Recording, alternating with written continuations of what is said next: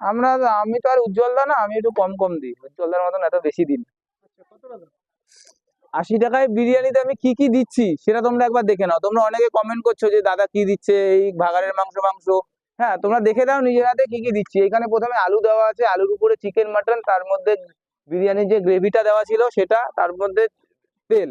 এবার যাচ্ছে বিরিয়ানি মশলা,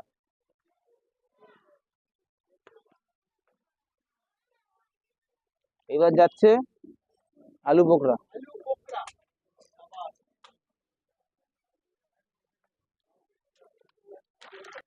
আবার এটা কি আছে? এবার যাচ্ছে খোয়া ক্ষীর। মাওয়া কিংবা খোয়া।